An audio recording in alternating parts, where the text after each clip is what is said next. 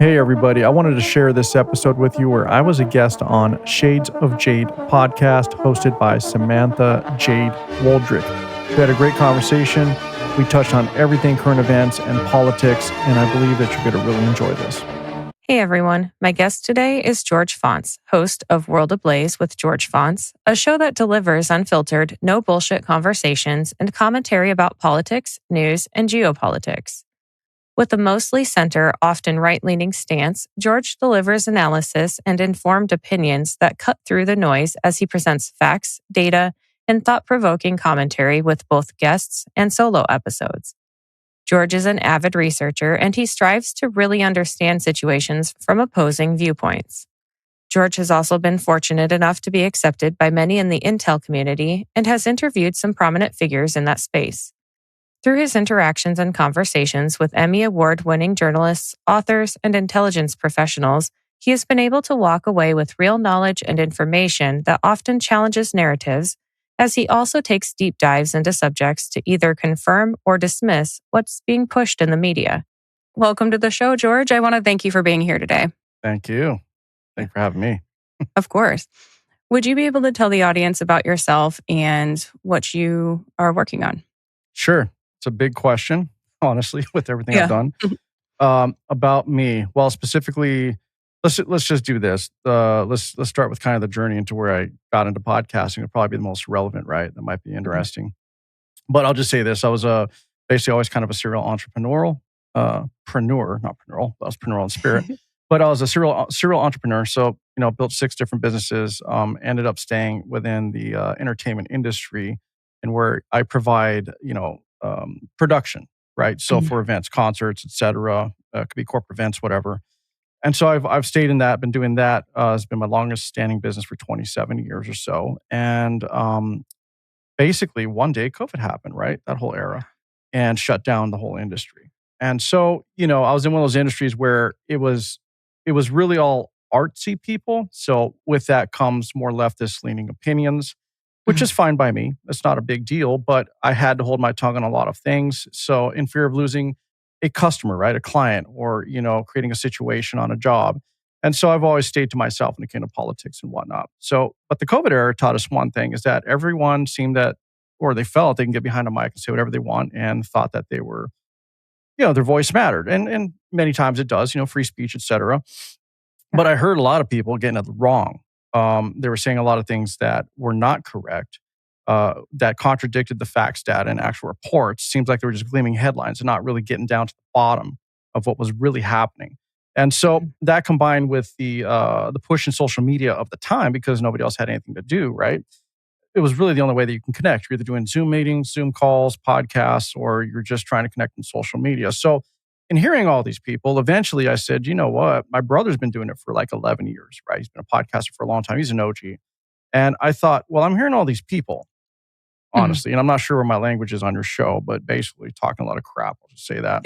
You can say whatever you want. Okay, well, be careful. But, they're all talking all this BS. And I'm like, you know what? If this person could get behind the microphone and say whatever they want and think that they've got it right, or, through their pseudo-intellectual delivery with big words and run-on sentences and whatnot, I was like, well, then why can't I? Right.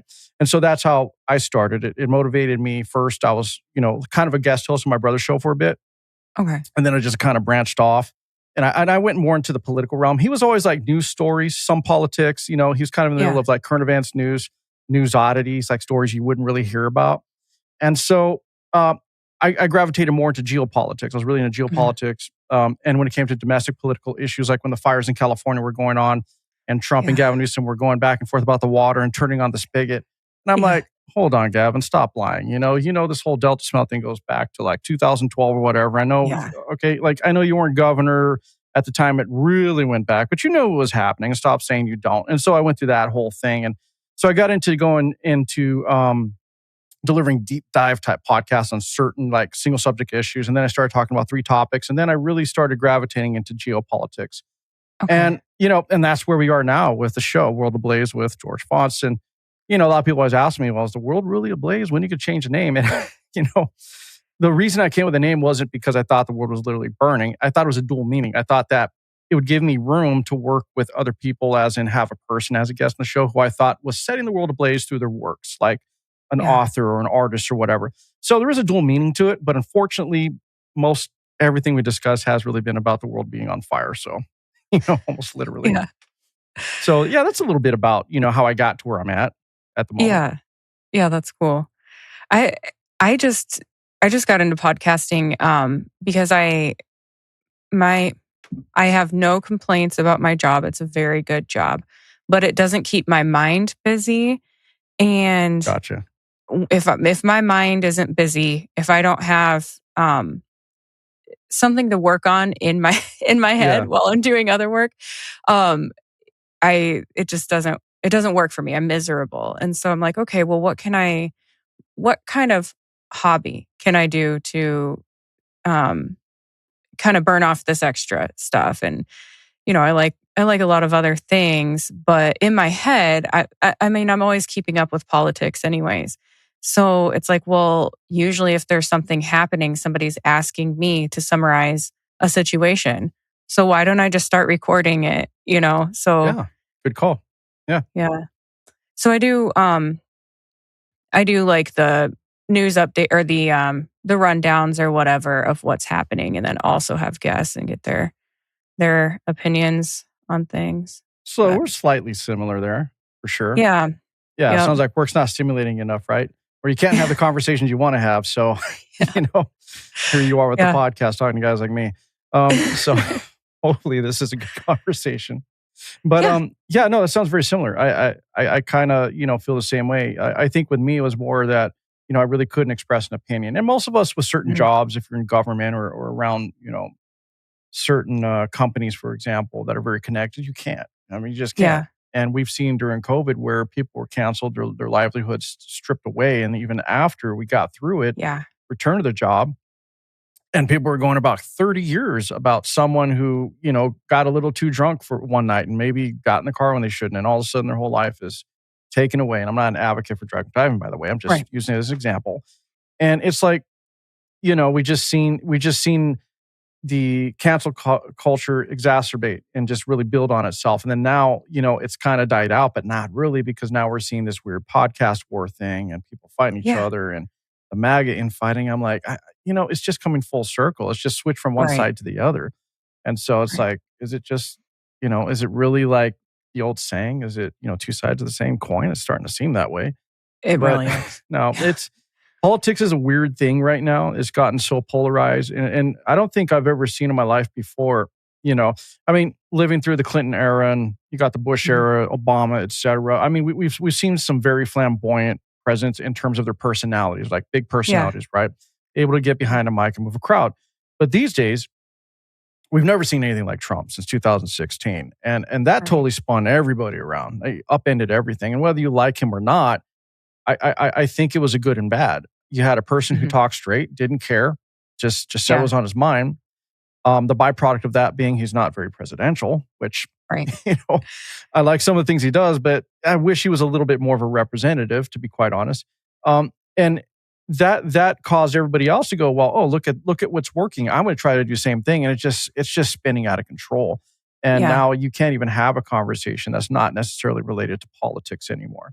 And for Yeah. those who want to ignore it, well, unfortunately, you're starting to see the fruits of, well, your actions. And that is, putting your head in the sand does not fix the situation. It doesn't make it go away. It's like hiding under the blanket when the monster's staring at you from the door. Monster's still there. You're going to have to deal with it at some point. So Yeah.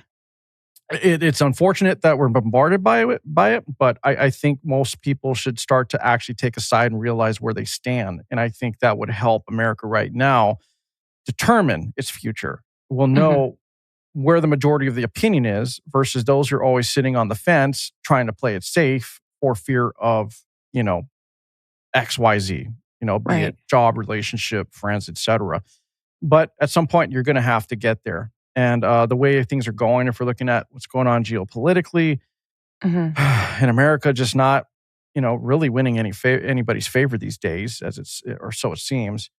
Yeah. You're going to have to push, draw a hard line. You're definitely going to have to stand on your laurels. You got to stand for what you actually believe. And I think that's where we're at right now. Not saying pick up pitchforks and start stabbing each other, but you should be able to have an opinion, express it, and have a real conversation, and not just sling insults and these pseudo debates that we see online, which are not debates whatsoever. They're just shouting matches, and it's about, well, who could dunk on the next guy and who's the funniest. And they go, oh, look, I won the debate because everyone was laughing at you. Well, you also didn't even talk about the subject matter whatsoever. So, I like having these type of conversations because we can actually address the actual issues. Mm-hmm. So anyway, that's my opinion on kind of the state of things at the moment. And that could change tomorrow. Right. I know. See, and that is one thing that people don't seem to realize is it's normal to change your mind. And it is. Yeah, I mean, some of it's kind of fishy when everybody's changing their mind in a specific way. But at the exact same time saying the exact same thing on social media. Yeah. It's almost exact same wording with some of them. But, True. So what worries me is the midterms. So this week, actually, though, it seems like I don't know, and I definitely want your opinion on this. It seems like now that Pam Bondi's gone, more things are happening with the Department of Justice. It seems like they're actually getting moving on some of the issues that people have been concerned about domestically. But I hope we start to see some progress with that. But the infighting with the Republican Party, it's like, you guys really need to get it together because we really don't have that much time. I was just talking to my husband about okay, so 2027, I do caucus. We'll do it for last caucus. I did a speech. I plan on doing it again for whichever candidate I choose to support.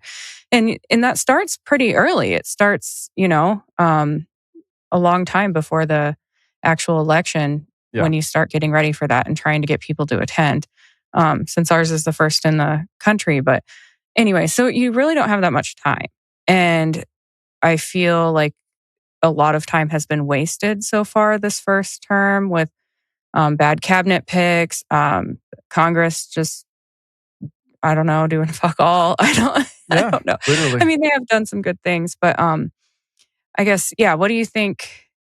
What do you think the midterms are going to look like? Interesting question, because I've been pondering this, and unfortunately, I haven't paid enough attention with everything that's going on in the Middle East. But that doesn't mean I've necessarily been ignoring it. Well, what I've seen is, I think you're right. I think the Republican Party needs to get their shit together. Look, you've had control of the House, you had the majority, and you've done nothing with it. Instead, you're trying to eat your own and fight each other. We're attacking people like Thomas Massie, whether you like him or not, you want to call him a rhino, et cetera. He's still, on your team. And it's up to you to come to terms so that you can get the votes to move policy forward. And that's what they haven't been doing. I mean, they're dropping the ball completely. It seems like they were more together when the Democrat Party had, control for the last, previous 12 years before, 12 to 13 years, whatever it was. And so they seem to be very unified then, but now I don't know if the party is unified because I don't think it's a single party anymore. I really think it's a Republican Party and a MAGA party. That's my opinion. I think that MAGA needs to be its own party. And sure, that might be splitting the conservative vote, but we could also ask the question, are they all really true conservatives anymore? Right. It seems like it's more of a fight of conservative, liberal, and independent is what it really is. And so we can call that independent party. Maybe it's MAGA. I don't know. Maybe we give it a different name. But it really seems like America right now is shifting and focusing more on the independent nature of their status in terms of what they want to be identified as. Because, if we're going to be honest, there might be some stuff from the Democrat Party that makes sense. Maybe not a lot, depending on who you are. Right. But some stuff, right? We can't ignore everything. Yeah. And then on the right, there's some stuff that makes sense. And there's some stuff where you're like, what the fuck are you guys doing, right? So I think a lot of people are moving to the center right now. And to me, the split is, I can't tell if the split is necessarily in the Republican Party or if it's just America going like, both you guys suck and we don't want to support either of you. Now, as far as midterms for the Republican Party, we can say they're dropping the ball, but yet we're also seeing the weaponization of gerrymandering, which I understand is completely illegal. Every 10 years, you got to do it. I get it. But the way it's been going about it, if you're looking at like Chicago or Illinois, for example, how that map looks, where you have this weird sliver here and then it just kind of angles, and it's like none of it makes sense, right? Virginia just got away with it, all right? So we lost some seats there as far as Republican Party, and everybody's going to go, well, look what Trump did in Texas. Well, you guys are a bunch of idiots because that had nothing to do with Trump. That was a Supreme Court ruling under the Biden administration, and a lot of people didn't even realize what that gerrymandering was about. It was because what happened, and I'll find the notes and send it to you, but what happened, this was an actual court case where there were minorities that got together, right? So let's say, let's say it was like I think it was Asian community, the Black community, and I forgot which other one. But what happened is they worked together to try to represent themselves as one singular minority, to break apart, which was seen to be mostly white districts, right? And they used that as a tool to break the districts up. Now, the courts ruled, or the Supreme Court ruled that that was not constitutional. Like, you can't do that. You can't combine minorities to say you are one representative minority when you're representing multiple people. In this movement, for example, like you have African American, you have people from India, you have Asians, you have people from Mexico. You can't say all these different factions or different groups are now one group, and they're combining their forces to try to break apart districts in order to gain favor or push it in their favor, rather. And so that's what actually happened in Texas. So there was an order that they had to redistrict based on the Supreme Court ruling. It had zero to do with Trump. A lot of people attribute it to Trump because he said, well, we need to make the state more red and we need to do this. Yeah, he runs his mouth, but he had nothing to do with that gerrymandering that happened in Texas. That was already a court order from Biden's administration, under his administration anyway. So anyway, we've seen this happen recently, and Virginia was a weaponized version of it. Let's just be honest, the way they're going about it. Yeah. You have Illinois has always been bad. And then California recently. I'm in California, so I can speak to this, okay? So we have let's say 6 million registered Republicans. Only 3 million came out to fucking vote on Prop 50. And so the problem I'm seeing in some of these blue states, it seems like maybe Republicans or conservatives don't feel their vote matters because historically in these blue states, they really don't. But we're giving it away. So I guess in a long about way of answering your question, is the Republican Party or conservatives, let's just not say the Republican Party. Let's just say this. Are conservatives, for example, let's say you and I, if we're conservatives, I don't know if you completely are, but you seem to lean that way. Yes. If we're conservatives and we don't vote for the things we're complaining about, you're in essence literally giving it to the other side. So therefore, you can't complain if you took no action. And this lesson that should have been learned in California with Prop 50 is if all the conservatives actually voted, this never would have happened. Because not enough people from the left or the Democrat Party actually showed up to overturn. They wouldn't be able to overturn the votes if all registered conservatives or Republicans actually got a vote. It didn't make sense. Like, what were you too busy doing that you couldn't protect your district?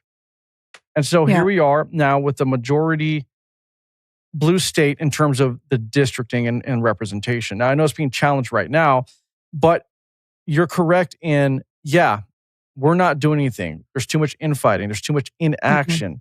We're basically shooting ourselves in the foot here. And I think we always need a balanced government. So I'm not saying it's okay to be majority red or majority blue. But if we don't have enough representation on either side, then I think the country just goes to shit, just like what we saw under, the Obama era. All right. He was a great representative in terms of how he spoke, but there were some policies that absolutely made no damn sense whatsoever. Right. Whatsoever. For example, preferential treatment to immigrants, like a certain immigrant, like from Somalia, right? He let that happen. He was the person who started opening up the borders. His appeasement to Iran and how he treated them and giving them $17.5 billion. And then, as that went into the Biden administration, right? Then there was another $60 billion. So between the two, overall, I think there was about $160 billion or whatever that they actually released assets of and gave money to Iran. Okay, that was you guys. That was on you. We could also talk about Russia and Ukraine. Neither of them did anything to stop him. In fact, Obama kind of just was like, hey, whatever. And then If you look at what Biden did, he did actually nothing at all. So, Right. I can't blame everything on them. I can blame Mhm. a lot on them.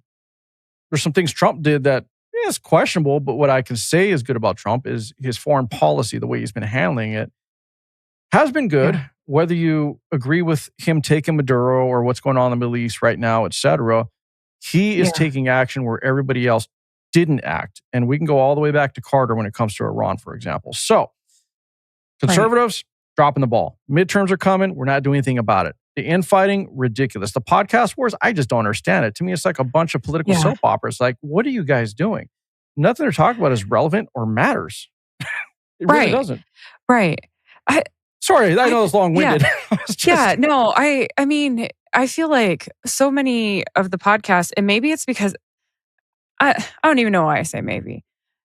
Just say it. A lot of it's because of the clicks. Just say it. It's they talk about like the obsession with Erica Kirk. Right. It's like, okay, well, that's easy for you to get clicks if you're gonna talk about anything dramatic like that. And I just so do you not there's so much other stuff to talk about, but Yeah. it just seems like they're taking the easy way out to talk about that or bash on Israel or whatever. I think it sounds because it's easy, right? Yeah. I mean, the average person, including myself, I'm not saying I'm above average, but the average person, you and I, for example, how busy are we in our lives right now? Super busy. Right? Yeah. And so how often do you have time to do any real deep dive on anything? Like I do. I make a point to do it. Like that's what my Mhm. show is about. But not everybody does. Right. You're taking kids to soccer practice, karate, whatever. You have school, or have kids or not. Maybe you have different different communities you're a part of. You're remodeling your house. You're doing all Yeah. these things. You have a job that's demanding, and you're just seeing. Oh, Fox News said, U.S. bombed Iran. Well, that Yeah. sucks. We shouldn't be in any war. Why are we there? All right. Or, Trump said, screw the UK and F you, Keir Starmer. Okay. Yeah. And they just read the headline and they take it for face value and move on. And I think people are wanting to trust those who are putting themselves out there. Okay. And I'm going to put you in the category, for example, because, you go over the news, you go over your weekly, hey, Yeah. this would happen for the week and I'm going to present it. So Yeah. they want to trust people like you. They want to trust people like me, for example. And they want to believe that we're doing our due diligence and telling the truth. Right. And unfortunately, these podcasters that we're talking about, and Right. I'll let you name them because it's your show, but the podcasters that in question, for example, they're not doing that. I think they're more concerned about remaining relevant in terms of their popularity. You see Right. how they've changed positions multiple times, actually, in Yeah. Biden's administration as well as in Trump's administration. And so, where's the consistency? It's very easy to tell that these people are literally grifters. That's Right. just what it is. They're more concerned with staying ahead of the game in terms of collecting the check because likes and clicks feed their pockets. And if they're not doing that, then, I don't think they want to fall behind is what it is. But in doing so, they're ignoring what their actual duty is. And I'm going to say it's their duty because they presented themselves this way. They present Right. themselves as truth tellers. They present themselves as people who want to get down to the bottom of things, who are independent journalists, Yeah. people who claim to be investigators, and yet they're not doing that. And like you said, they're taking the easy road. They don't want the pushback. They don't want the challenge.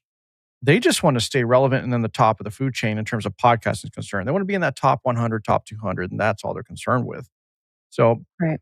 I've always said the truth isn't popular. And unfortunately, hey, if that means it's a long road for me or you, then, maybe so be it. But I'd rather be judged on my quality of work and, what I leave behind and what I say rather than someone who's called a liar years later going, wait a minute, that guy was kind of a Right. little off. We just never realized it. Right. Right. Yeah. So that's my opinion on that Yep. situation. Yeah. Definitely. And Yeah. the infighting's stupid. It really is. And it just doesn't look good either. I Right. don't know, just it's almost becoming reality TV all of like the pumped up drama, the immaturity of it all. It's just You're spot on. I don't know. Yeah. It is. It's So, a soap opera. yeah. Right?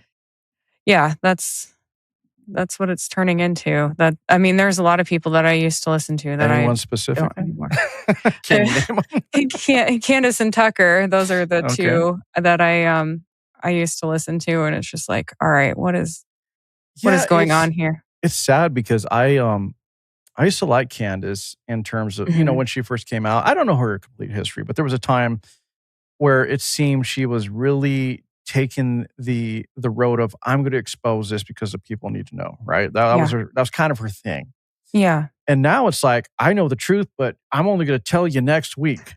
And, Right. and I'm looking out for you. Mhm. Oh my God, there's this crazy plot that I have all the details on, but next week you got to wait because I'm going on vacation. I'm like, hold on. If you really actually knew, let's just be logical about this. If you really knew and cared, would you not involve the authorities? Would this not be done already? Like, why would you use Right. this as a way to hook your audience? Reason is, like you said, it's a giant soap opera. I've told many people, Yeah. she's literally right now, her whole show is an interactive Nancy Drew novel. That's all it is, and Yeah. and that's what it's turned into, unfortunately. As far as Tucker, Yeah. the guy's smart. I don't know where he's going. I'm not sure what's happening there. Yeah. But that's another case of, people trusted him, right? Yeah. And you got to question the motives, and people will believe him just like they will believe a Dave Smith, for example. Right. And I'm not going to. But anyway, as far as Dave Smith's concerned, it's like, I'll just say he's half right, half the time. Yeah. And there's a lot of very surface level information, understanding there. I think his domestic stuff is cool. He gets a lot of that right, but his geopolitics is way off. And but the danger in that, my point being is the danger in all of that is, don't present yourself as a subject matter expert if you're not. It's okay to say, Right. I'm not sure, and then have the guest who is a subject matter expert on your show. I think that's more credible. To me, that's the right thing to do. And presenting facts and data to your fan base or your audience. And then it's okay to say, this is my opinion. Don't present it as a fact. But these people aren't really doing that. Yeah. And there's the danger. Yes. So, yeah, I think you're spot on. It's a soap opera. Yeah. It really is what it turned into. It's funny you mentioned Dave Smith, because for him, isn't he a comedian also, or no? That's debatable. Okay. And then no, he is. I'm sorry. I'm just being an ass. No, that's how he started. He's a comedian. Okay. He knows Joe Rogan. They're friends. They're all That's part of what that I crew. thought. Yeah. Yeah. And so he was a correspondent on Fox for a while too. So on Fox News, he would give his political opinions on domestic policies or whatever.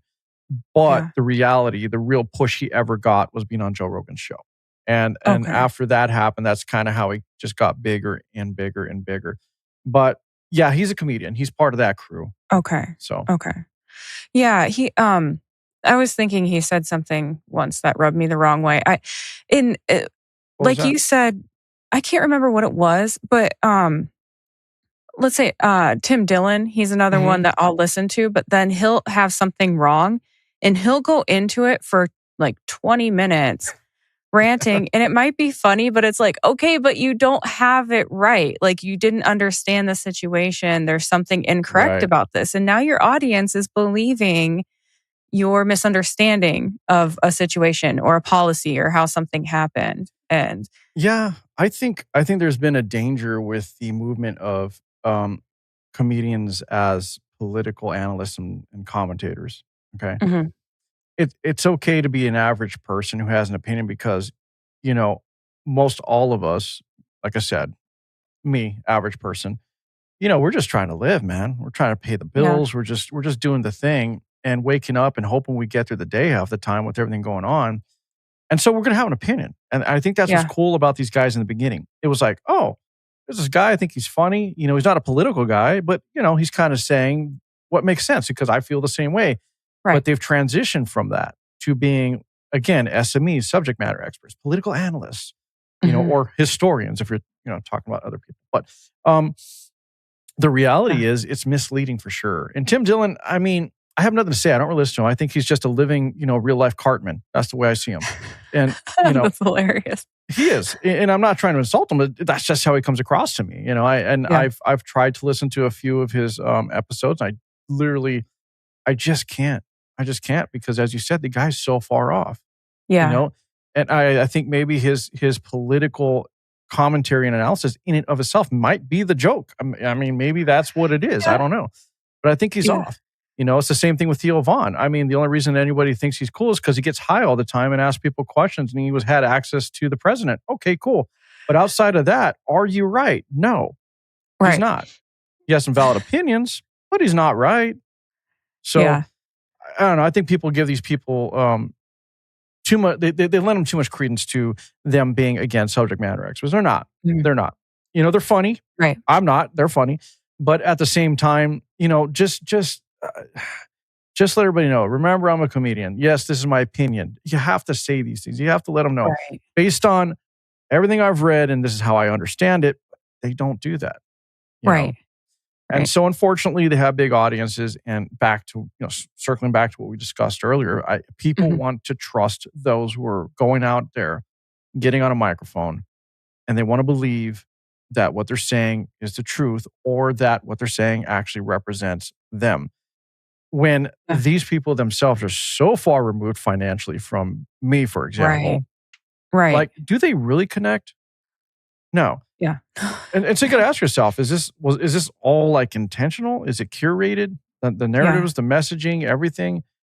Look, kudos to them for making it. I'm not Right. bashing them for that, Of but course. I Yeah. think I think where we're getting at, if you and I would had to put the word to it, where we're getting at is there needs to be accountability. There really does. Right. Yeah. Say you fucked up. It's cool. Say it's an opinion. Say you really don't understand, but I'm going to have the person who does understand on the show. I think if they Yeah. start doing that, I think I can come back around to them, to be honest. Right. Do you listen to Tim Pool at all? No. No? No. I don't have a hate for the guy. I don't. I just don't. I just don't listen. And if I'm going to be honest with you, I don't listen to a lot of mainstream podcasters anymore. I Yeah. stopped that, and it's not because I'm opposed to them. Like, I'm not fighting the system. It's just I'm focused on my show's pretty busy. Yeah. And then I'm making it I'm making an effort to support more independent podcasters, and I listen to more of Yeah. those. And the reason I do that is because I find that they go out of their way to do the work more than Mhm. these mainstreamers do, to be quite Right. honest. Right. And it's crazy because these guys have large teams. And, Yeah. people like me don't. People like you don't. There's other podcasters I listen to that are independent that they don't have large teams. I know them. But Yeah. yet they're going out of their way to do the work because they want to make sure that they're presenting the truth based on facts and data at the time, me included, Uh-huh. at the time of the recording, like whatever's available at the time. Right. And I don't listen to too many mainstreamers anymore. The only one I listen to Yeah. mainstream, all right, I'm gonna be honest, I listen to one for more entertainment. But I do listen to trigonometry. I like Okay. trigonometry a lot just because I think they kind of do what you do and I do. They're just Uh-huh. having conversations. They have their opinion, but they're hearing people out whether they agree with them or not. And then Yeah. I hate to say it, but I do listen to Piers Morgan, and the reason is it's fun. I could put it on in the Yeah. background and tune it out, and and he's actually good at what he does. He knows what he's doing. Right. Right. Yeah. But it's just I know it's a yelling matches and all of that. You got Anna Kasparian over here and That's Shank User, funny. but it's just funny. It's just Yeah. entertainment. Right. So yeah, I prefer to support the independents. Yeah. Yeah. S- and that's something that I've thought about. I'm like, okay, so if I had somebody help me with writing my material or taking notes, to Mhm. me, that means I'm not engaging with the material and Right. I'm no longer in the know about what's going on. I'm just a talking head, and that's not what Yes. I want to be. Just So, walking into it.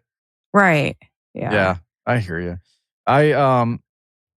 I think that what's hard for us is, not my full-time job, Mhm. right? I'm sure it's Right. not your full-time job. And so making the time with everything that's going on to do what we do. But you know what I do is I have been using more AI tools to help me out. Mhm. And not to write things for me. Like, I don't script a damn thing. I do not Uh-huh. script. That's one thing I don't do. When I have guests, I don't write down questions. I just have the conversation and let it develop. Yeah. I have an idea of what I'm going to ask somebody based on their background, right? What are the Right. subject matters in? And I can stick to that vein, for example. Yeah. But I'm also going to throw in things that are happening in real time or current events that they may have an opinion on from their perspective that I want to know. Um, Mhm. and so I don't script anything. But what I do use the AI for is for casting a wide net to grab information. Okay. Like Okay. the shooting, right? What happened at the White House, the Yeah. correspondence dinner. I didn't know anything about it. I was busy, literally. Okay. I've been busy for a week. I haven't, I'm like so out of the loop. And I was Yeah. just on another show yesterday, honestly, as a guest. And he asked Oh, me the question. I was like, I'll be upfront with you. Like, I'm a little behind on this, but yeah. let's talk about it. And so what I'll do is I'll use like, let's just say like Notebook LM or something, right? Okay. Something of that nature to be like, okay, here's what happened, or just type the topic of discussion, right? In this Right. case, White House shooting Right. 2026 correspondence, and just let Right. it go ahead and grab about 50 sources. And then from there, I'll drill down, summarize, grab another 50, grab another 50. And then eventually through all the summarization and everything, I'll start drilling it down. And then I can start to see, okay, where the stories corroborate, right? If they Mhm. corroborate enough, I know that, okay, maybe we're onto something. Maybe there's a factual story. And then you got to dive deeper from that into the details. Then we start talking Yeah. about the weapons, et cetera. It's like, and so through this process, it's a lengthy process. Like I don't just turn on, the camera and the mic and just go. And so I do this because one, I personally want to have an understanding before I Mhm. talk shit. Let's be honest. I have Yeah. opinions, okay? Yeah. But I want those to be informed opinions. It doesn't mean you have to Yeah. agree with me, but at least I can say that my opinion is based on enough facts and data and I can back it up. Mhm. At the same time, I also want to have enough understanding so that if I don't want to inflect my opinion, but I think it's important for people to talk about, then I have a good Uh-huh. understanding again to be able to talk about that subject, that event, whatever happened, and then hopefully my audience can walk away going, "Wow, that's crazy." Okay, and let them decide. You know, Right. so that's why I do what I do. So I think what would help people like us is leveraging these tools that are out there, not to do the work Yeah. for you, but to help you do the work. Always be yourself. Always use your brain. Right. Always use your brain. Don't. People are going to see through the fakeness. They really do. They'll see Yeah. through it eventually. Or Yeah. you're going to get in a discussion with someone. They're going to realize, well, this person doesn't know shit, right? And Right. so Right. yeah. Yeah. I would say maybe using more AI tools that would help. Like for example, you, me. I just started doing it, by the way. So I'm like, that's awesome. So I just Yeah. started using it, and it does help. And I think a lot of independents, if they're struggling because of Yeah. time, which we really don't have, try to use these tools that are freely available to help you Right. out. And like I say, go beyond the damn headline. Don't just live on the surface of information. Definitely. Yeah. So I've noticed, I guess for me with AI, I have to be really careful, but yeah, you do have to prompt like several times to make sure that you're getting the um everything correct. Yeah. Usually I usually use Grok, but sometimes I'll take a bunch of different notes and put it in and just be like, can you please summarize this event based off of what's in the news and based off of my notes? And it Hmm. makes it more personable because um, I think I tend to maybe give information that's not needed or it's repetitive or just sound like a dictionary or something, Yeah. So it's like, okay, can you just summarize this? And at least I'm then doing my own work, looking into it, and it's just Yeah, helping I me skip one I don't think step. there's anything wrong with using the tool. I mean, I use it as I started using more Notebook LM. I use both Grok and I use Notebook LM and I'll use Mhm. Gemini. I think it's good to use more than one because you're going to get different results. You got to Yeah. realize that they're aggregators. That's all they are. They're going to give you exactly like you said, prompt what you're asking for. And I, Mhm. and I think the key is learning how to ask the questions. You got to be concise. You got Right. to be detailed.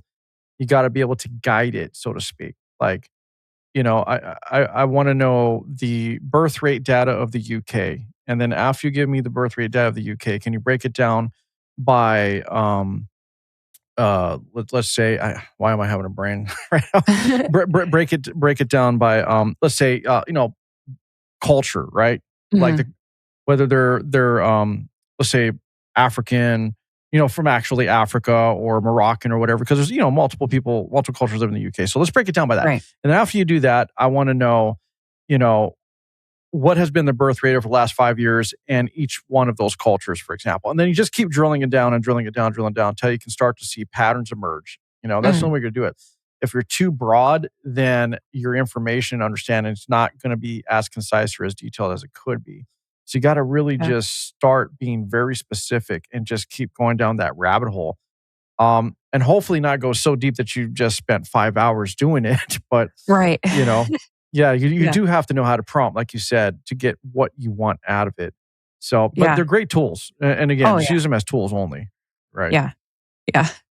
It's I've actually used Grok a lot because it'll keep track of your conversation. And so if I go back and I have fish tanks, and if I go back and I have a question about my 60-gallon, it knows every species in my tank. It knows all the substrates. And then, it's like, oh, I'm having a die-off of this species. And it's like, oh, they need harder water, stuff like that. And it's like, wow, this is saving me so much research right now because that's really cool. Yeah, look at a Notebook LM. You like that? You might like that too. Okay. The only thing is you do need a Google account. I don't know if you do, like Google email, whatever, but that will do similar stuff. And so it'll create a notebook, and within that notebook, you could add sources, and then you can summarize those sources, and you can select which ones you want summarized, or you can summarize it all, take that summary, save it as a source, and then just keep going. So you could save all your summaries as sources. And then you can create reports, you can create presentations, blogs, everything out of those. So pretty cool tool. I just started using that. And again, it's a tool, right? Yeah. So it just helps someone like me. I know it'll help someone like you who we're podcasters, we're independent, we don't have teams, but it's gonna help us get all the info and help us, focus and get a better understanding of the situation before we just start opening our mouths on the microphone. Right. So, right. Yeah. I think that's important. Yeah. All right. So I've been wondering what your opinion is on Operation Epic Fury. Epic Fury. Yeah. Well, hard turn. I'm going to talk about Iran. Yeah. So for me personally, I am excited that there could be a better beginning for the Iranian people. Okay. And I guess I know we're suffering economically for it. So I just hope that the outcome is good for them as well as for us. So I personally am not opposed to what's going on. It's just taking longer than I expected. How much? So let's start here. I definitely have opinions based on information I actually know, right? But let's backtrack. So my opinion is, because it's kind of it's a broad question. Yeah. So do you have any specifics or anything that has happened recently or anything about it that kind of concerns you more or less? Like maybe we can start there, and I can try to give you my opinion or an assessment on that. Because Epic Fury in and of itself is it's really broad. I mean, there's a lot going on, right? Yeah. So I guess, yeah. This is one topic that I'm not caught up on within the past 48 hours. So whatever's happened in the past 2 days, I'm not sure what's happening. I feel like I heard about another ceasefire, but let's just do this. Epic Fury in and of itself. Let's start with the Strait of Hormuz, because that's been the area of contention around the world, right? Okay. Everyone has opinion about it. And you see all the AI slop online through social media where you have the Iranian Lego movies and everything happening, and people are buying in to the fact.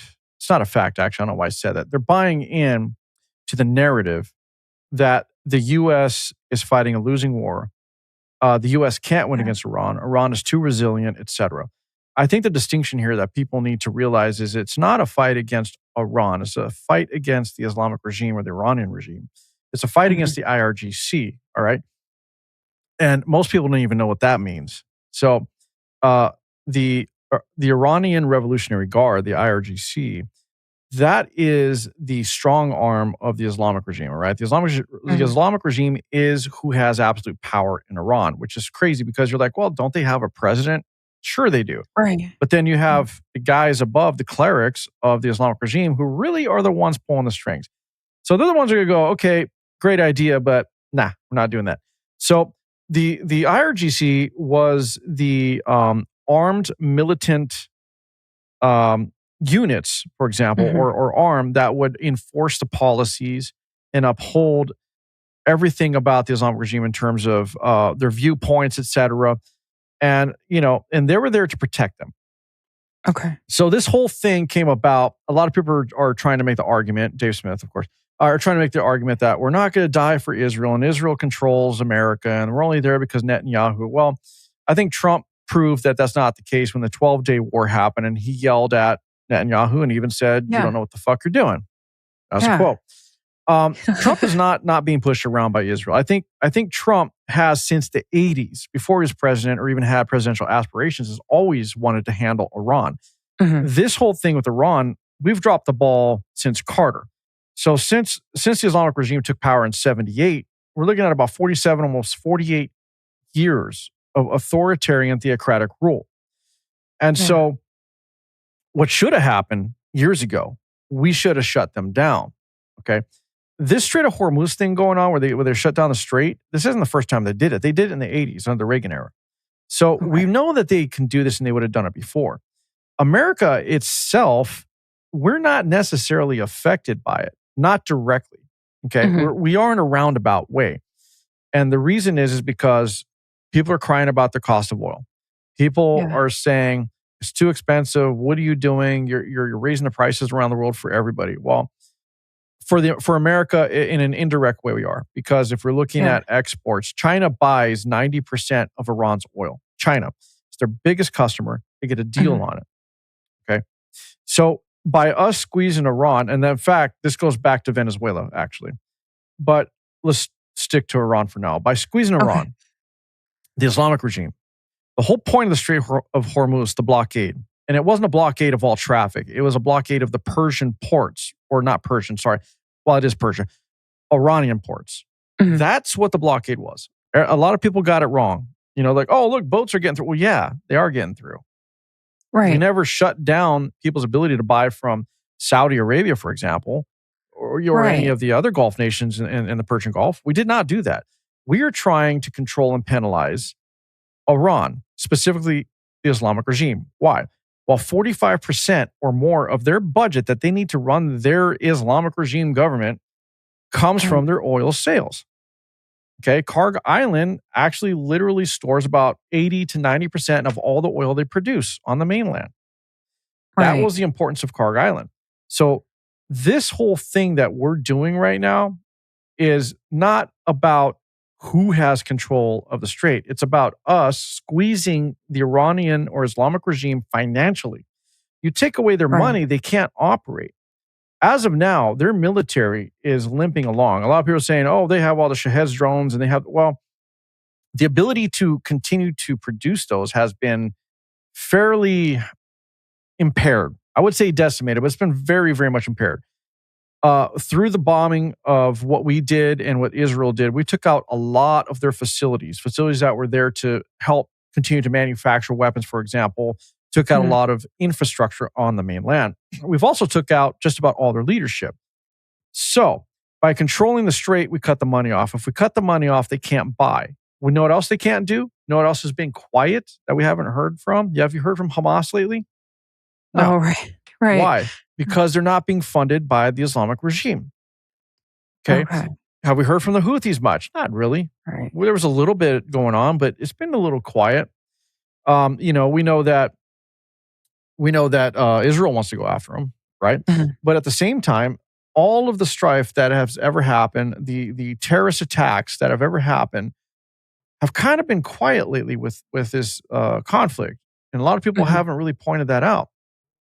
Well, who's the number one state sponsor of terror? Iran, the Islamic regime. Well, they got no fucking money. Think about it. Right. So if we're squeezing the money, they can't operate. They also have no leadership. Okay, Khamenei was killed. His son, Mossadegh Khamenei, he came into power. Where has he been? He's not present, right? We haven't seen him. So we have these messages being read, but where is the leader?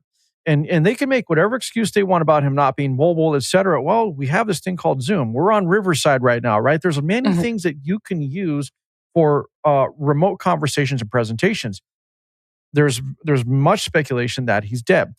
Just not that long ago, there was a mural that was on one of the walls over there in Iran, which depicted those who have served the Islamic regime, the leaders, and who have died. And Moshtaba Khamenei was up there. The son was up there. So they're speculating maybe he really is dead. Now, I haven't done enough to confirm that's true, but the videos have circulated. It's up there. He's right there next to his dad. And so maybe there isn't an actual leader of the Islamic regime right now. So what's going on in the Strait of Hormuz is the ceasefire. Let's talk about the first one. That 2 weeks, right? We're supposed to have the 14-day ceasefire. What happened while this whole thing was being set up? Okay. The U.S. went in and swept up the mines. They opened up traffic. They allowed the boats or tankers that they were able to get through that were doing legitimate business to get their supplies. But the other side, there was still a blockade going. And the multiple ceasefire agreements or talks, it's all theater. I'm going to tell you right now, the Islamic regime is never, ever going to sign an agreement. They do not care about what we think. Okay. They just don't. They're never going to come to heel until they are forced to. And even then, you're going to see them perform the most glorious death rattle, in which they kind of gave us a preview of when they were first bombed. Remember, they attacked all their Gulf state neighbors. Okay? Yeah. They weren't even involved. Why did they do this? Because they feel that, well, if you're not going to help us and we're not aligned, then you're against me. And what's crazy is these are also other Muslim nations. Now, of course, we have Sunni versus Shia Muslims, and I know they're different. They see things differently, but at the basic level, okay, if we have Catholics and Christians, we can all say we still read from the Bible and believe in Jesus. Right. So, that being said, if you have all these Muslim neighbors, regardless of their minor differences or whatever, the basic thread that binds you all together is the Quran and the teachings of Muhammad. What happened there? Why are you attacking your brothers? Right. It made no sense. That right there tells you that the Islamic regime themselves don't even care about Islam. They've been using it as a tool to keep people under subjugation. All right. They've been using it as a tool of conquest and conquering. And that's exactly what they're doing. And I've talked to many people from Iran. I've talked to journalists. I've talked to people in the resistance, you name it. Yeah. And I've got enough of them all to say the same thing. They all believe they're not practicing true Islam, for example. Okay. And I might have to agree with that. Some will say, yes, they are. This is what Islam is. But regardless, getting back to the Strait is all about squeezing them financially. Okay. If we cut if we cut China off from doing business with them, they're not getting that oil money from them. Right. Yeah. And so that's what the Strait of Hormuz is all about. This whole operation is about bleeding them dry financially. They got no money. They can't operate. They have to buy everything. They have no water. Think about it. They have salination plants because there's not enough water in the desert. Where are they getting it? Their energy grids are, they're not consistent. They have to actually buy and import energy. So if we cut off the money, they can't operate. Now, the thing about this, which you alluded to in the beginning, is we all wanted to see Iran liberated, right? We did want that. Trump said it. Unfortunately, I'm not sure we're seeing that. A lot of people speculate that the people who would have stood up against the Islamic regime, let's say the first, unconfirmed, but let's say 30 to 50,000 people they say that were killed. It's speculated that those resistance people, the people that stood up, were the ones that would have resisted. But we also have to look at that as much as Iran right now seems fractured, there is still very much a control issue in terms of the people, what they can get, what they can use, what tools, access to internet for one, they don't have. Weapons, good luck, still hard to get in and out. So they're not really equipped to stand against the IRGC, for example. But the hope we have at this very moment is we're seeing in real time, and I've called this out months ago, people are just barely coming onto it. There's a power struggle, okay, between the Islamic regime and the IRGC. And also, let's not forget the Iranian army. What's going on with that? So there has been a power struggle. We don't know who the true de facto leader is of the Islamic regime. The IRGC themselves have been making decisions and doing things that don't always align with the Islamic regime, and if we're talking about the peace talks, right, the ceasefire talks, we don't even know who the real representative is of Iran. Right. Right? Right. So basically, it's like you have these podcast warriors and, social media influencers who think they know what they're talking about, are like, well, this is a giant loss for the U.S. and, Trump's going to run with his tail tucked between his legs and what? No, you guys are idiots. The only reason we're going to look like to the world there was a loss here is if Congress does not approve further military action. I'm telling you right now, my nephew's deployed there. I'm going to say that I know some things, but it's not solely from him, but I do know some things. Yeah. I know intel experts, like legitimate ones that are still working in the intel community. Everything you guys are seeing is bullshit. Iran is limping. They're barely surviving. Okay. My problem with the situation that I don't agree with is drawing this out because the people stuck in the middle are the Iranian people, the civilians. Right. And how are we going to help them? Well, the problem is most of them want help, but then the hardcore people are like, no, we don't want Western influence or we don't want their involvement because we need to do it. Well, we bombed the shit out of the Islamic regime. We took out the leadership, but you're still not in a position to rise up. And that's the unfortunate truth. And I don't know what we do about that. That's my concern, right? What do we do about that? How do we help those people? As far as the Islamic regime, I can care two shits about them. I do not care that their leadership is dead. I can care less if we take them out. I think we should hunt them down like we did to the Nazis. There's nowhere they should go that they should be able to say that they're Islamic regime sympathizers without being chastised or arrested. Okay? Because they are actually, to me, no different than the Nazi party. Their goal is to rule the world, period. And we've seen it through multiple tactics, through terrorism and through soft invasion, alluding to the immigration issues we've seen of people from the Middle East that are Muslim. I'm not trying to make this an anti-Muslim rant, by the way. But we have seen it. We've seen it in the UK. We've seen it in parts of the US. It is a reality. And if we want to talk about the extreme Islamic or fundamentally extreme Islamic practices, everyone is simping for Iran and saying there's nothing wrong with the Islamic regime or their practices. And the only reason people are doing that is because their pocketbooks are getting hurt. So I'm going to circle back to what you were talking about earlier. Yeah. The oil. Okay. Well, this affects the UK more than anybody. Japan, Australia, etc. They rely more on the oil coming from the Gulf region. Now, do they have to buy from Iran? No. They can buy from Saudi Arabia. They can buy from anywhere else. And in fact, those boats and ships are getting in to buy from those partners.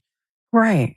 The thing that nobody is saying is you could have always gotten oil from the U.S., but why won't they? Because then they'll admit that they need the U.S. That's the problem. The U.K. sure as hell doesn't want to admit that. But there's nothing stopping them from buying from Canada, who's a very big producer, or how about Mexico? Right. Yeah. There were solutions to the problem, is all I'm saying. Of course, it still would have added cost, but there were solutions. And then people are saying, well, it's not just about the oil, stupid. It's the fertilizer. U.S. produces probably more fertilizer than anybody in the world. I'm sorry. There were solutions to the issues that are hurting your pocketbook. It would have raised the cost, but not to the level we're seeing now because people are being stubborn. I don't understand, Samantha. I don't understand this. How is it that the world, or Europe, for example, has been the largest voice in this, able to tolerate an evil regime all for the sake of their pocketbook, for convenience, right? Yeah. That makes no sense to me. Well, that's the only reason I can see that they were allowed to exist. And then if we want to talk about this, I'm going to bring up another point here. A lot of people say, well, the only reason Iran's in the situation they're in is because the U.S. overthrew their duly elected, democratically elected leader. Bullshit. We're going to talk about Operation Ajax. You familiar with that? No. Okay. So this is something Dave Smith brings up a lot. Operation Ajax was a CIA operation in which they went in during that time period in transition to overthrow the previous government, right? Okay. And this is how the Islamic regime came into power. It was a propaganda campaign, basically, by the CIA. Okay. Now, the thing that people always miss and don't talk about, why were we there? Because the UK asked us to. This was brought on by the UK. What was really going on at the time was the UK had control of Iran's oil back then. Back then, if we all recall, the UK was a huge superpower, and they actually colonized and they ran most of all the Middle East. They're the ones, when we're talking about Israel, coming into being, they're the ones who handed off to the USA because they no longer had money or control. And they said, you know what, we're going to split all this up and we're going to ask the US to come in and try to broker this and help us out with this. Because the UK as an empire was crumbling, wanted to back out. So Operation Ajax in Iran was a CIA operation, but the whole thing was brought on by the UK. The UK had control of Iranian oil. It was a lot of money. Yeah. What happened was the new government in Iran at the time, they said, you know what? Our partnership isn't working. You're taking all the money, all the Iranian money. You're not giving anything back to us. They're giving us less than 16%, for example. I think it was like 16% or less of the profits. And so they're like, we're no longer going to do this with you, UK. We're going to nationalize our oil. The oil's coming back to Iran. We're going to make all the money. And the UK didn't like that. So the UK asked the US to get involved to help overthrow this leadership. And by doing so, open the door through this propaganda campaign of Operation Ajax to install Khamenei. And what they did was open the door to this Islamic regime. Now, the Islamic regime at the time, the way they came across to the people was like, we're getting back to fundamental practices of Islam. We're going to go ahead and build this country on the religion of love and peace, etc. And they made all these claims. But once they got in and they got into power, that didn't last long because women went from wearing dresses and going out and working to wearing hijabs and being subjugated and raped. All right. Right. Sorry, but it is true. Yeah. So I wanted to bring that up because I know if people listen to this and listen to me talk, oh, well, the U.S. did this. No, don't be an idiot. Read some history books, go back, find out what really happened. Should the U.S. take responsibility? Yes, we have some responsibility. Why? We agreed to do what we did, but we didn't care. It was the UK who wanted us involved because the UK was losing their grip, their power, and their income from the Iranian oil. That's why this happened. The Islamic regime turned into what they did, but nobody thought they would. And I'll say that the U.S. has a problem with that, right? When we went to go help the Afghanistan, a lot of people were like, "Oh, we funded the rebels and we funded terrorism because we trained Osama bin Laden and all that." That's only half true. The whole reason the U.S. ever really got involved in the Middle East at all was because we were fighting against communism and Russia. Period. A lot of this happened during the Cold War era. It goes back to the 40s, and so the reason we got into Afghanistan was to fight the spread of communism. What happened was the Afghan rebels at the time didn't want this to happen. So we went to help them and train them. The money that they say was given to terrorists, we didn't fund terrorists. You don't know what these rebels are going to turn into. We don't know their true intentions. And what happened at the time is, almost full circle, right? Pakistan stepped in to broker because they knew the relationships with the area and who's who, right? So the money we were given to fund these people actually went to Pakistan. They're the ones who went ahead and then distributed it to who they thought should be given the money to fund their resistance. While lo and behold, they did exactly what we didn't want. They funded some very jihadist type people who were using this as an opportunity to get trained, get money, and then once all the smoke cleared, then that's when Osama bin Laden stepped out. That's when you had Al-Qaeda and all these other organizations start to break off and become what they were. So there's a lot of nuance that people don't discuss. And this goes back to the beginning of our conversation. You got to stop living on the surface of information. Yeah. Is the U.S. infallible? No. We have a history of doing some things that aren't cool.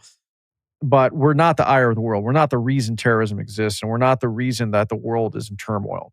It's through inactions and decisions made by many different people is how we got here. So in a long roundabout way, I think we need to get rid of the Islamic regime. Okay. Ever since their existence for the last 47 years, 48 coming up, ever since then, the Middle East has not seen peace. It hasn't been Israel. And now, does Israel get hot-headed sometimes? Yeah. I mean, there's some times we need to hey, guys, what the fuck you doing? But at the same time, the existence of the Islamic regime, if we go back and look at the correlation of how things have developed, a lot of it has absolutely correlated with their existence in power. I mean, there's a lot of other things we could talk about, but this is a fact. This is a fact. And people, and I've said this, and I'm sorry to be rude, but data facts don't give a fuck about your feelings. They just don't. I'm not directing that at you. I'm just, no, I know. So, and it's true though, and that's just unfortunate. And that statement goes for me too. It doesn't matter how I feel. Facts and data got to win out. We got to look at the reality of the situation. Right. So I hope that answered some questions. Yeah. I have a couple different things. So I guess when I have a hard time making my decision on how I feel about something, I do look at what's the fact of it. Was it legal? And it's like, well, I guess maybe I didn't like this, but they had the authority or, legal ability to do so. And so I guess I can't bitch too much about it. Let's expand on that legality though, like in terms of what, for example? I'm talking more about like what people are doing with legislation or, back to the redistricting. Some of it if is we're going legal, back to that, some of it's not, I understand, But yeah. I agree with you. But the other thing is when I do talk to people about politics and they have a certain feeling about something, they might not like something. It's like, maybe this isn't good, but I almost suggest maybe just if you're not going to do your due diligence and look into it, then don't worry about it. Like, I mean, I agree. I don't know. And I also don't want people voting based off of something that they misunderstand. I agree with everything. I do the same thing. I mean, look, I have a podcast, obviously, right? There's some things that I don't talk about because I am not versed in it. I didn't do enough research, or I got to be honest, it might not interest me. So it's like everybody expects us to talk about something that just, this just happened. I can't wait to hear what you said. Well, I don't really have anything to say on it. I'm either not interested or I don't know enough. Right. Maybe I'll tackle it next time. So, I think you're correct. And as far as our legislation, it's like the way it's set up is we don't have as much control as we think. Like our vote matters, but then we've also seen where bills are introduced by Congress that we didn't introduce as citizens that seem to get backed by people in Congress. And okay, good one here, right? Since we're coming back to the U.S., let's leave the Middle East for a while. What about 2026? The federal mandate that's being passed is going to be enacted for every car to have biometric readers, and it's going to be able to track your speed. It's going to be able to read your facial expressions and everything and tell if you're inebriated or even in a good condition to drive. So, Ford's going to be doing this. I think they're one of the first to do it. We didn't vote on this. No. Congress decided. So, your new Ford truck that if you want to buy next year, forget it. You're going to get in it. And if you look like you're panicked or flustered and this thing reads you and says, you're not in a good state to drive, it's not going to let you drive. If it deems you're going too fast, it might slow you down or pull you over. If it thinks you're tired because your eyes are looking away or whatever, it's going to stop your car. All these things are built in. The other thing it does, it will take this. Now, I don't know if this is confirmed, but I heard. I would just say I heard. So don't quote me on this, but we can look into this later. I also heard that it'll do a scan and start to check who you are against police records. So, really? Yep.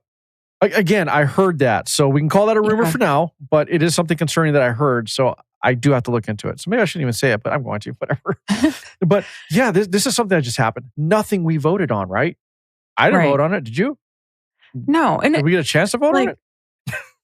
And why are we, I mean, if this seems to be more for government, more government monitoring or whatever, and that's not really what the Republican Party, which is in charge, should be. And what about mileage tax?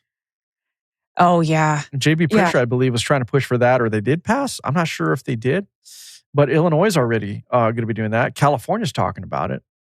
And it's like, okay, now we're going to tax you for your miles. They kind of already do that on gas, but now they're going to tax you for your miles driven. So that's, I mean, how is it going to work for people who commute to their jobs?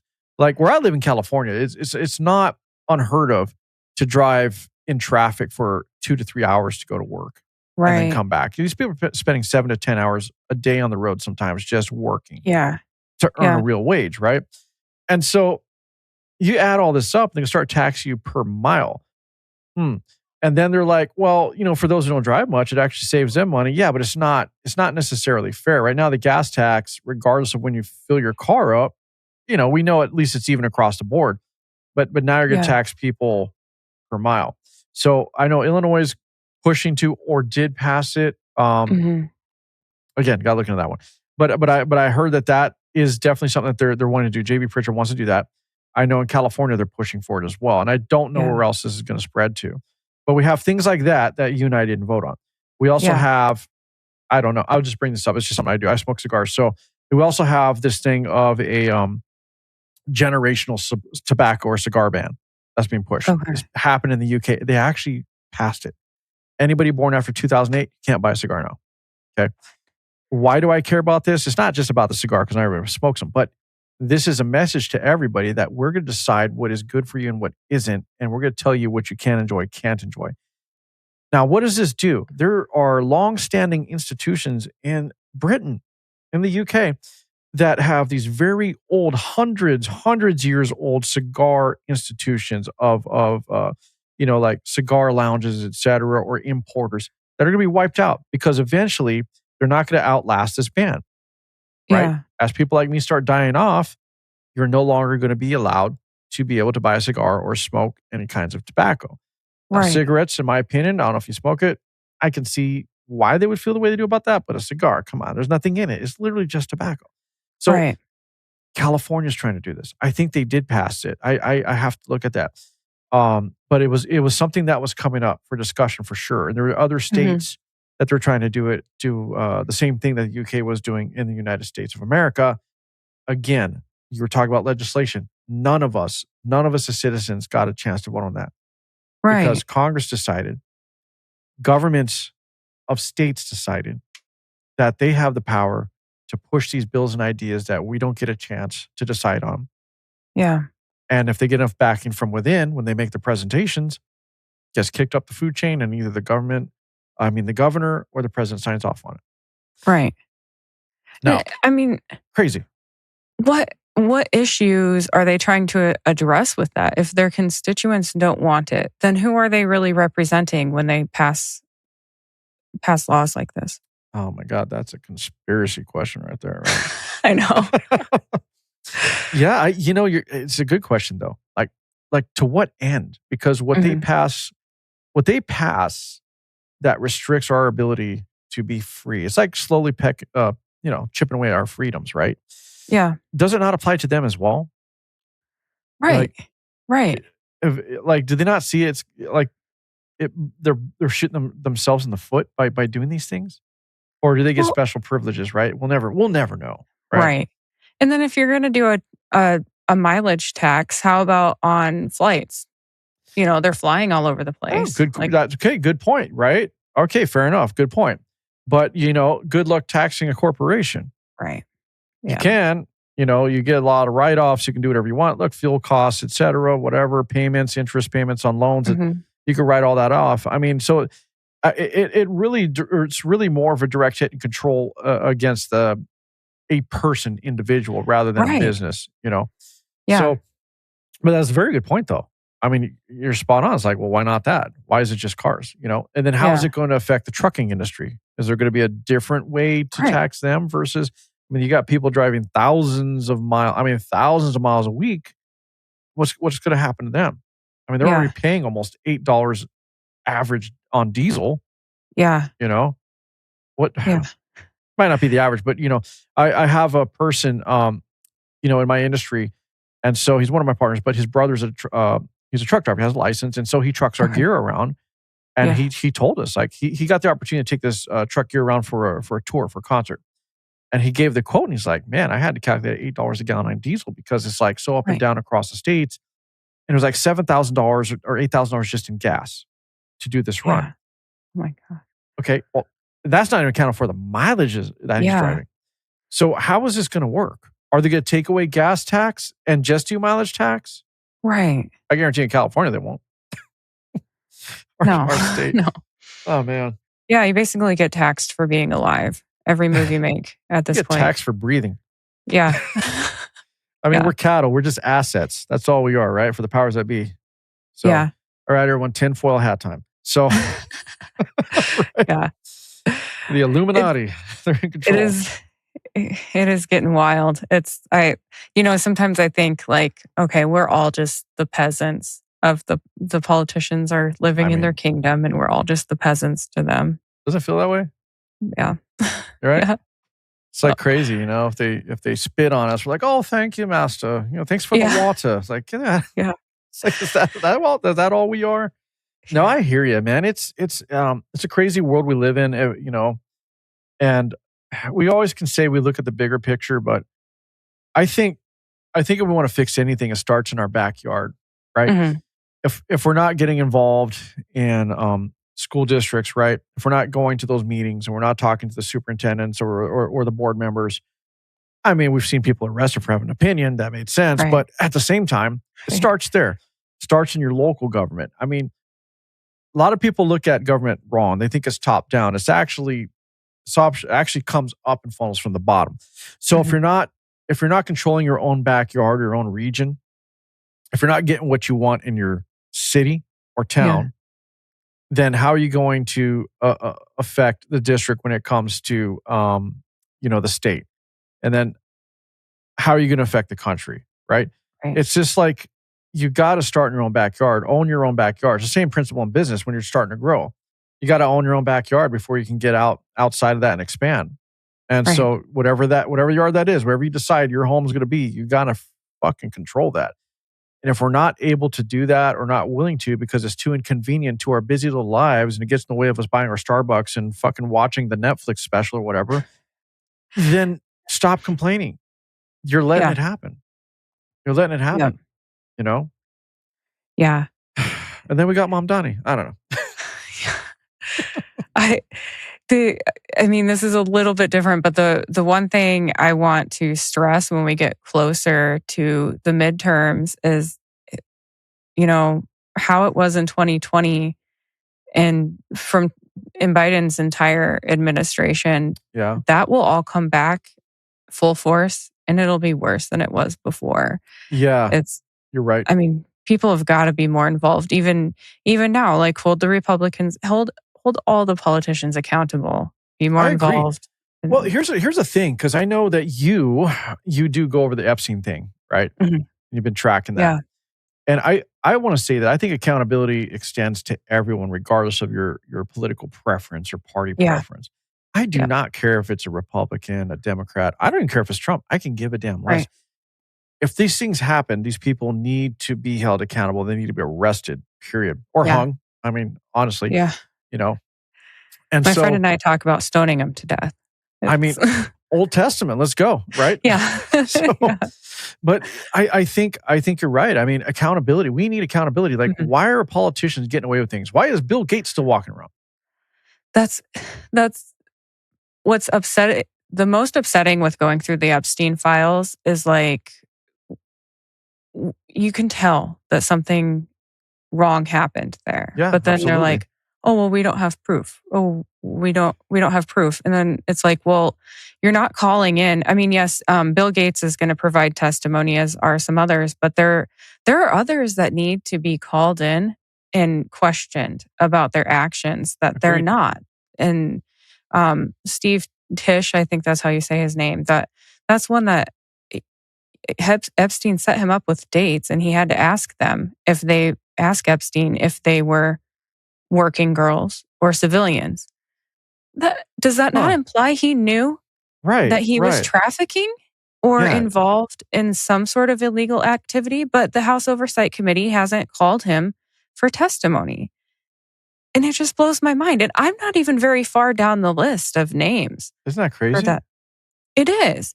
And I don't want to bash the victims at all, but they've also declined to go on record and name names. And it's hard to charge people when you don't have names, I've said the you know. same thing, and people kind of like push back or attack me for it because they're like, "Well, you got to understand the victims what they're going through, and we got to protect them." It's like, Well, we do, but then you see some doing commercials saying, I was a victim and this and that. Well, if you're going to put yourself out there and tell the world you're a victim, then point at the person who did what they Yeah. did wrong to you. Yeah. You Because know? you can't just keep screaming for the files to be released and for prosecutions to happen if we don't have the names.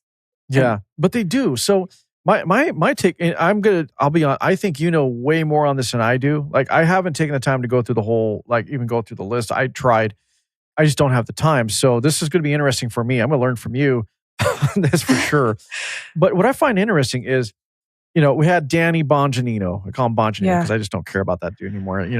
I was actually wondering if you liked him, but I'm not a fan anymore. So yeah. No. I mean, he went to attack his listeners and you're all black pillars and all that. Yeah. And it's like, look, you can only cry about how tough you are and everything that you can do for so long, dude. Look, you're just a talking head. You're just hot air on a mic. Shut the fuck up. Yeah. You don't have any inside info anymore. Like he did when he was in the FBI. Let's not say he didn't, but he doesn't now. And before that, he didn't then. So right.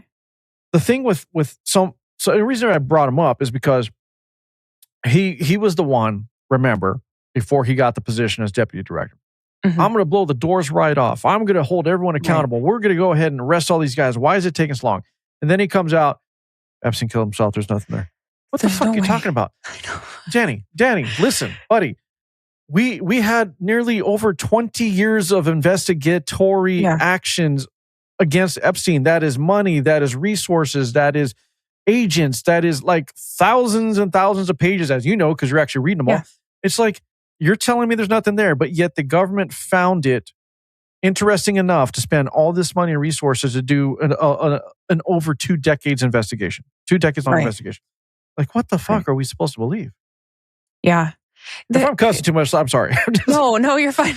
No, you said okay, so no, you're good. I have when my friend gets on here for the true crime stuff, it's pretty wild sometimes. Okay, but I'm trying to choose the words for emphasis more than anything. So yeah. But seriously though, like what's up? What's up? What blows my mind is, so Epstein's brother doesn't think he killed himself. There's been other medical examiners say there's no way. And I'm not a medical professional. I was a CNA. I did clean up dead bodies. I have seen dead bodies and I understand how the skin models, what dead bodies look like after they've been dead for a while. And so I will say that there is stuff there where people think that's not Epstein. He's not dead in that photo. He's too relaxed. Right. And the ligature mark, it should not be straight across. When you've hung yourself, it should be at an angle. And there's no way that a bed sheet made that mark so precise. It's because as well. It's too much fabric, like too wide. Mm-hmm. It looks more like a shoelace or something like that. And with it being straight across, and then there's a contusion on the back of his neck. I heard about that. Yeah. So it kind of looks like somebody just strangled him. Maybe hit him from behind and then hung him or strung him up. I think I don't know if it was manual, but it definitely was from behind. And then that was putting pressure on.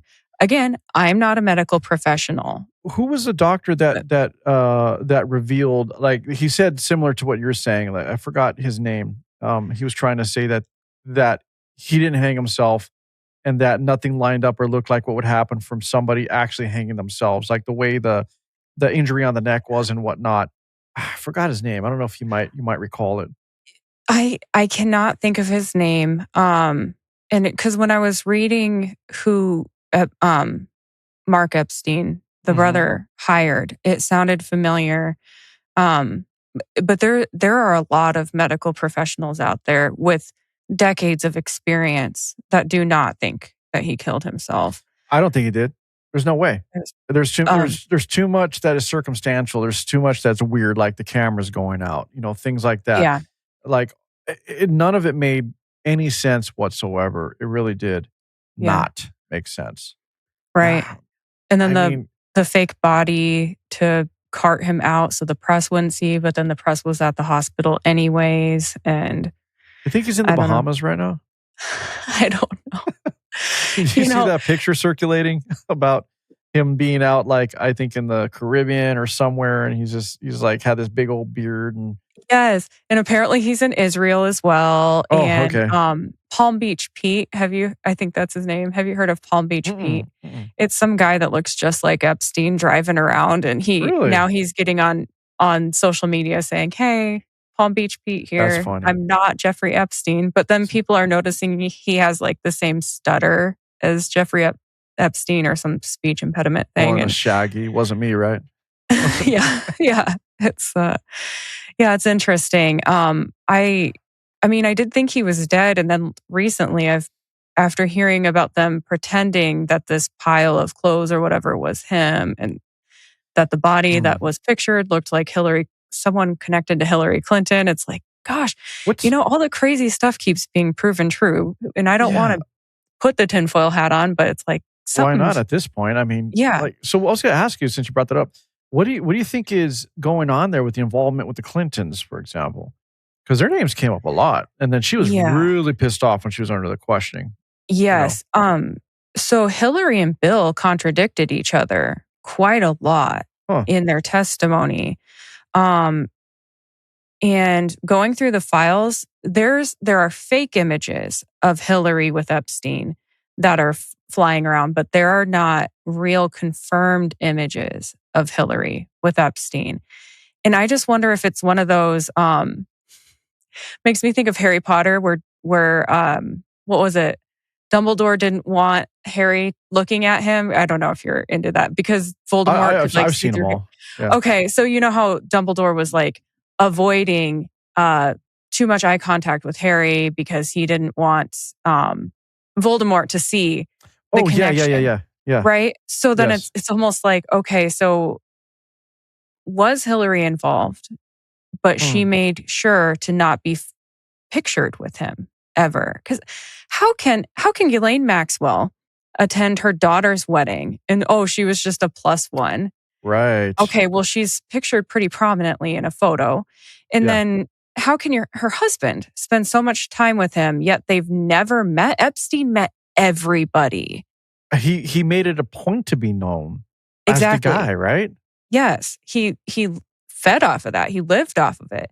I just don't believe that she never met him and didn't have some Yeah. I suspicion, and it I was before his 2008 conviction for soliciting a minor.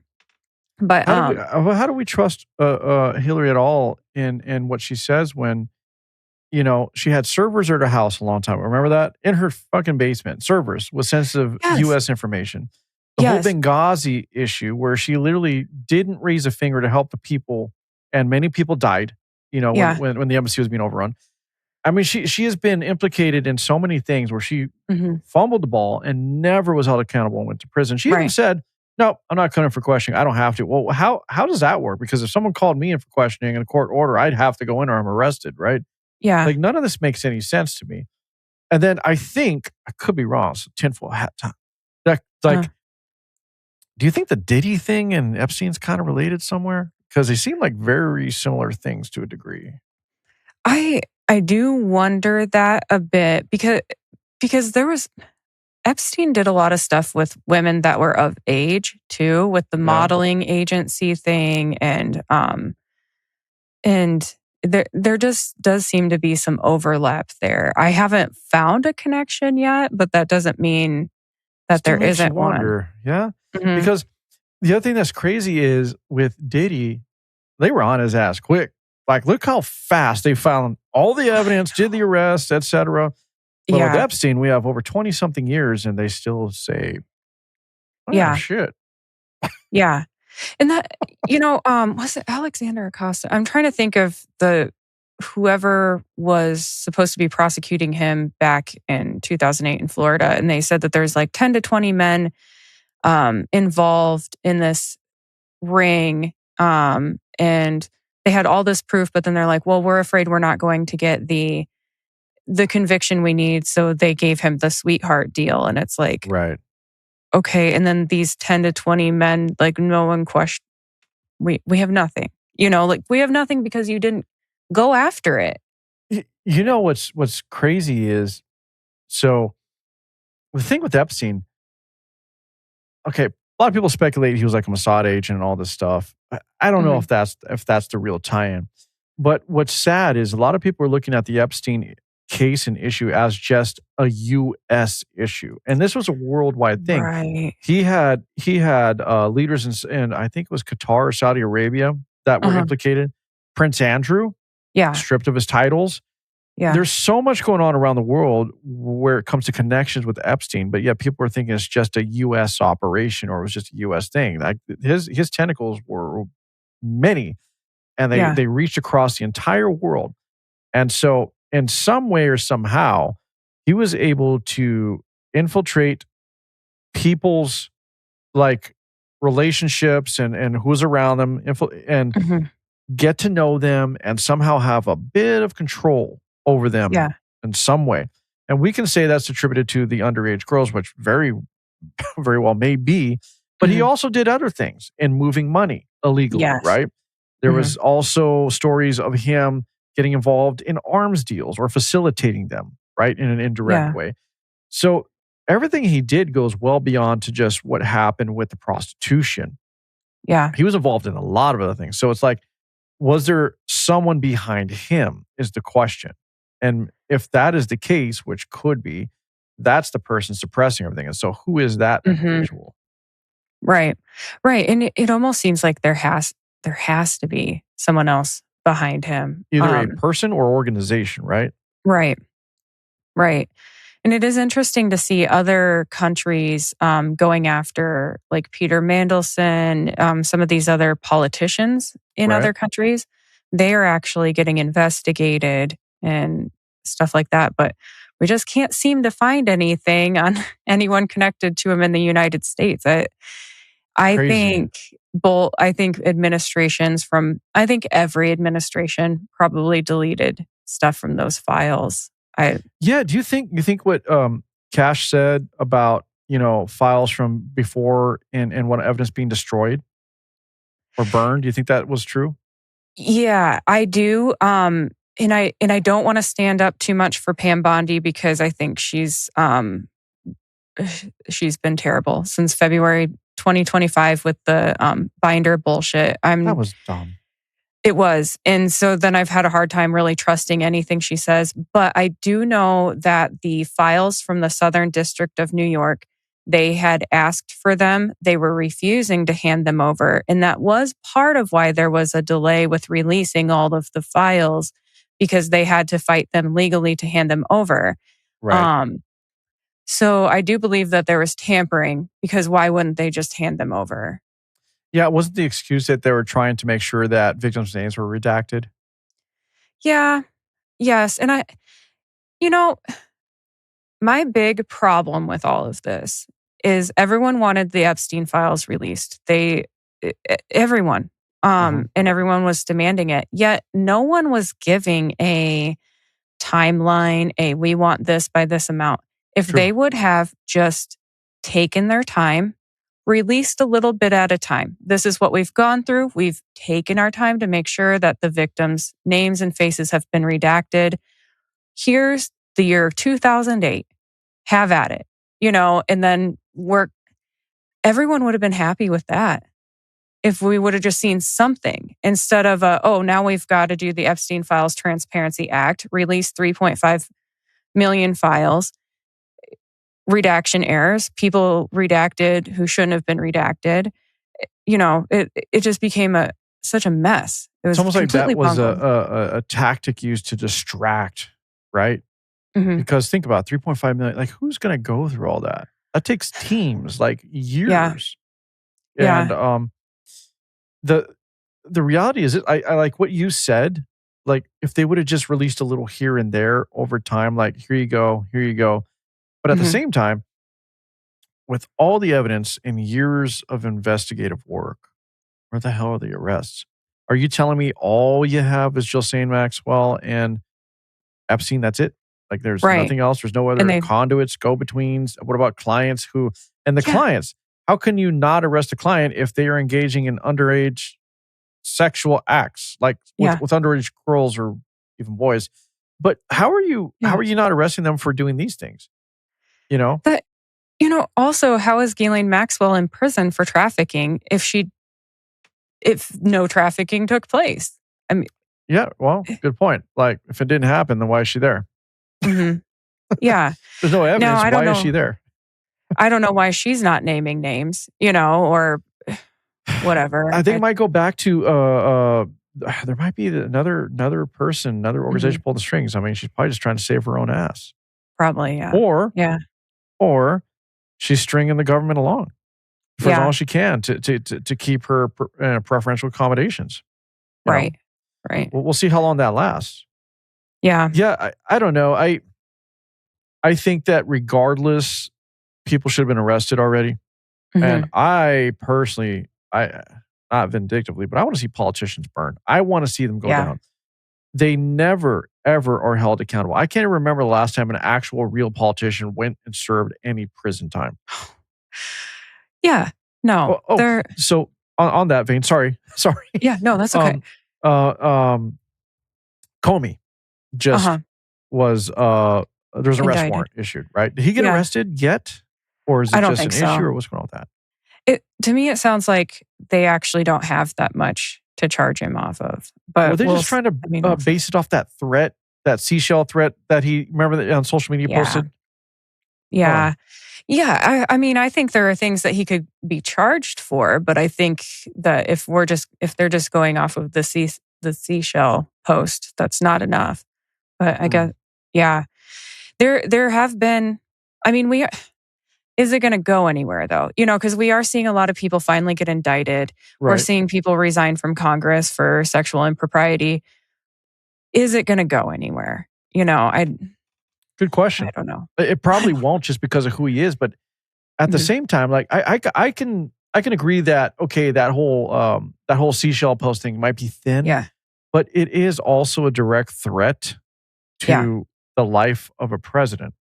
Yeah. So this could lead to other things that we're not seeing. This could lead to further regulation of social media. This can lead to what's going on in the UK. You can be arrested for what you say or think in terms of your posts. Yeah. This could be just a way to open a door to that. Like I said, that's why sometimes when you look at this, it's like, is it really two sides of the same coin? Right. And so that was the one thing that popped in my mind, or the few things that popped in my mind. Is it really about going after Comey for what he said, or is this opening the door to further regulations of free speech? Right, which is that's not where we want to go. Right. And that's a theory. It's not a fact or truth yet, but we did see this play out in the UK. Yeah, and I've been wondering that as well. And I will say that I do think that there should be repercussions for people who incite violence. And his post did incite violence. I mean, sure, say what you want to say, but if you're inspiring someone else to go out and try to assassinate somebody, I think you should be held accountable. I agree. And literally calling for the assassination of a sitting president. Like, seriously. Yeah. Yeah. And all right, how many posts did we see about let's assassinate Obama or let's assassinate Biden? Yep. Did we see that? That's exactly what I was going to say. And then, of course, if there were posts like that, it would be like, oh, there's the violent right again. But, oh, look, we just found out that the SPLC was funding the KKK and neo-Nazis to make the right. The world is so crazy right now. A total admission of everything they denied their entire existence, right? Left doesn't incite violence. We are inclusive and we love everybody. And yet you're funding an organization which literally is vehemently racist. And fun fact, I'm sure you know, KKK was founded by the Democrat Party. Right. Yeah. Did they ever cut ties? Apparently not. Right. I know. And I wonder how many of those people that they paid were actual members too. So I live near what? The KKK, neo-Nazis, or if they were you're talking about all the other people? Yeah. Yeah, the people that were marching and stuff. Right. So I used to live in a town in Iowa that had the largest KKK chapter in the United States.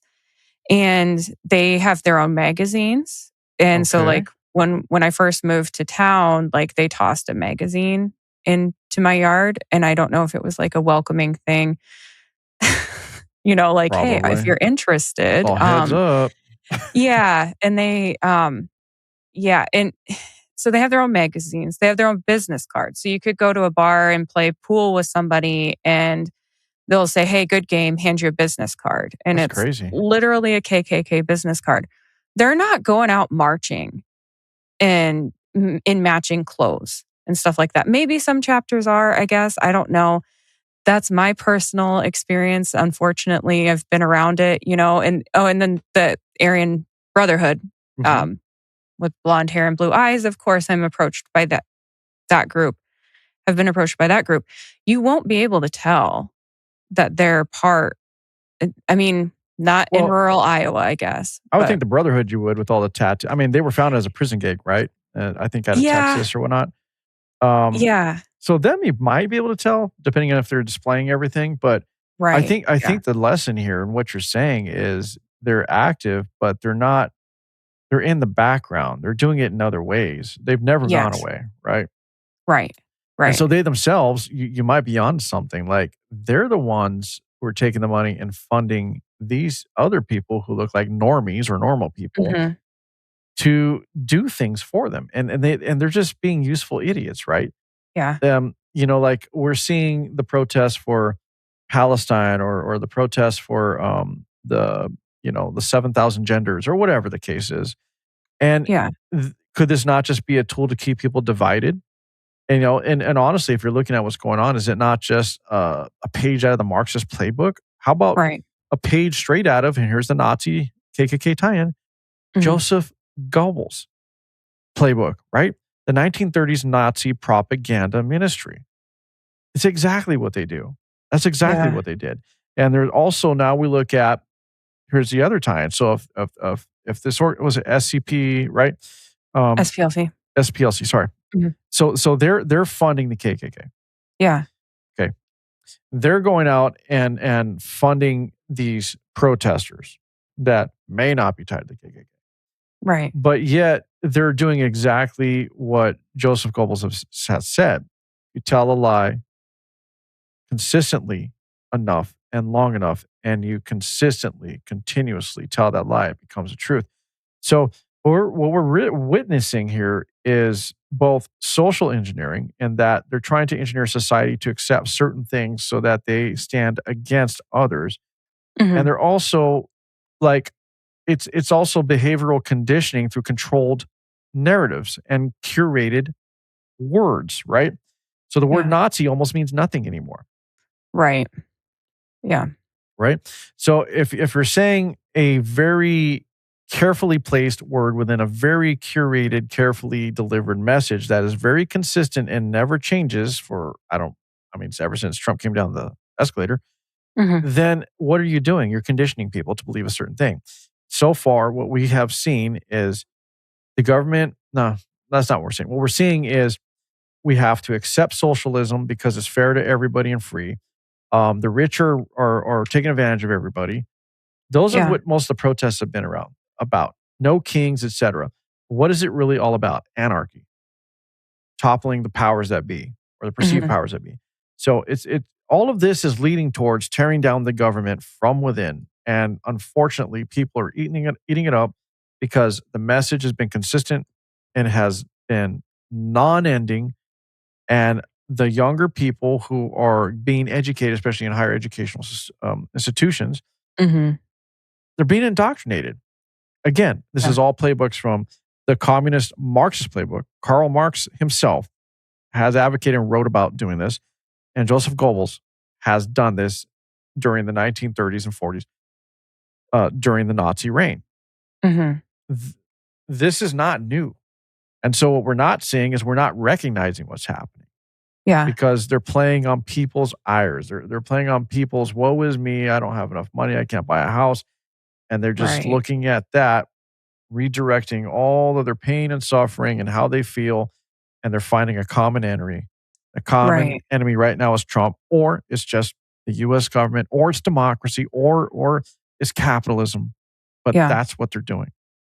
And so Yeah. all of this makes a lot of sense if you're looking at it from a macro view and you're able to go, wait a minute. This all looks Yeah. like it's kind of intertwined now, right? Right. I think there are people that think that this is going to go away when Mm-mm. Trump is no longer in office. They're just going to find a different target. It's not going to It's go just going to away. be. And I think the thing is we're going to see what happened previous Trump to where Mhm. nobody's even going to know what's happening because to them it's just the normal thing, Right. right? Yeah.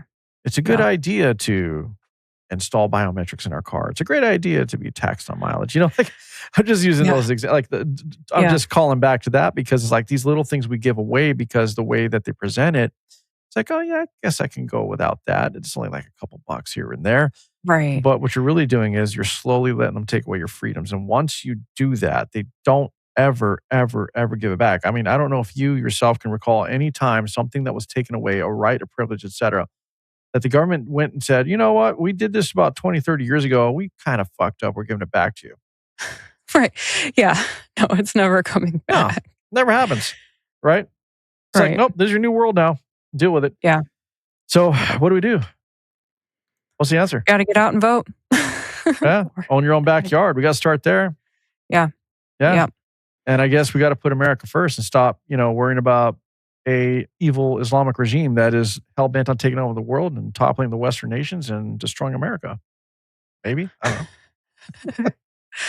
And stop fighting about stupid shit. That Yeah, would no shit. that Yeah, would I'm help with you too. there. So anyway, I think we at least as independents, maybe we should support each other more. Maybe get our voices out there more to fight Mhm. the controlled narratives Yeah. that are dividing us. And let's just be real and have real conversations. Let's just be honest. That's what we need to do. Yeah. I'm tired of hearing the debate bro shit. Mhm. Let's have a real conversation. Okay, you heard me out today. You probably don't Yep. agree with I don't know, 60% of what I said, but regardless, you heard it. Maybe you'll walk away with something. Maybe I made a point. And at the same time, you've said some things where I'm like, oh, I didn't even know that. That's the point of this to me. Yeah. It's not Yep. I'm not here to change a world. I'm here to just give you my opinion, deliver the information as I know it to be true. Mhm. And, maybe you'll think differently about something. Not going to change you fundamentally, but maybe now you can see a different angle on something that you didn't see before. And in turn, same for me. That's what I Right. like getting out of this. This whole thing that we see with these other podcasters that we talked about earlier, that all they do is debate. And it's like they're not even dealing with the substance of what's happening or Right. even really getting down to the bottom of the issues. That is a dangerous Yeah. thing. I don't see that as being any different than what you just talked about right now with the funding of the KKK and the messaging and the protests and all of that. It's the Mhm. same shit. It's just a different approach, right? Right. Yeah. One method is for one audience, the other is for another. It's doing the same thing. It's dividing and conquering. That's all it's doing. Yeah. Yep. Yeah, that Yeah. seems to be everybody's goal right now. Is just to Yeah. I Well, don't know. hopefully we can continue to have these talks, right? Yeah. I Yep. would say Okay. that would be the thing. Let's support others who are really going out of the way to get the truth out there. Because again, truth's Yeah. not popular, but I think if we can all get behind it and stick to our guns here, so to speak, Yeah. I think we'll start making that change. I think we're Yeah. going to bring people back to reality. Yep. Yeah, definitely. Yeah, it's been fun doing a podcast and being able to hear other people's perspectives and Absolutely. learn and yeah. Well, that's what this does. It allows us to focus and conversate. So I Mhm. think it's great. I'm going to say I thank you for having me on Yes. here. Yes. Definitely. Thank you for being on.